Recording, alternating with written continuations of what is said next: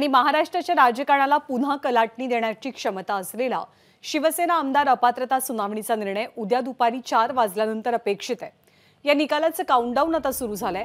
विधानसभेचे अध्यक्ष राहुल नार्वेकर या निकालातील काही ठळक मुद्दे वाचून दाखवतील। या सुनावणीच्या सविस्तर निकालाची प्रत दोनही गटांना नंतर दिली जाईल। सध्या या निकालातील शाब्दिक त्रुटी दूर करण्याचं काम विधिमंडळात सुरू आहे, पण संपूर्ण देशाचं लक्ष लागलेल्या सुनावणीचा निर्णय येणार असल्यामुळे सगळीकडे चर्चांनाही उधाण आलंय। याचं प्रमुख कारण म्हणजे जर मुख्यमंत्री एकनाथ शिंदेच अपात्र ठरले तर राज्याला नवे मुख्यमंत्री मिळतील आणि शिंदेंना पुन्हा निवडणूक लढवावी लागेल। पण ठाकरे गटाचे आमदार अपात्र झाले तर तो उद्धव ठाकरेंसाठी अत्यंत मोठा धक्का असेल, कारण ठाकरे गटाकडे आधीच केवळ 16 आमदार शिल्लक आहेत आणि तेही अपात्र झाले तर त्याचा थेट परिणाम आगामी निवडणुकांमध्ये होऊ शकतो। दरम्यान मेरिटनुसार उद्याचा निकाल लागेल अशी अपेक्षा असल्याची प्रतिक्रिया मुख्यमंत्री एकनाथ शिंदेंकडून देण्यात आली आहे। तर विधानसभा अध्यक्षांच्या निकालातनं आम्हाला न्याय मिळेल अशी प्रतिक्रिया उपमुख्यमंत्री देवेंद्र फडणवीस देतात।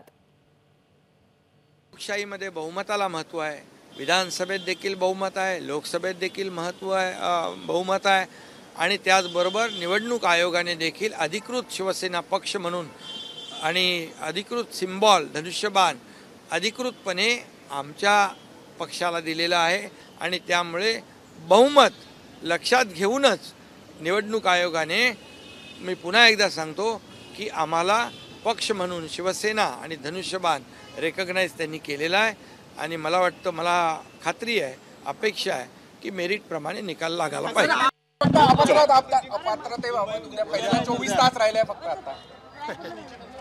मला एवढीच अपेक्षा आहे की योग्य कायदेशीर अशा प्रकारचा निर्णय माननीय अध्यक्ष देतील।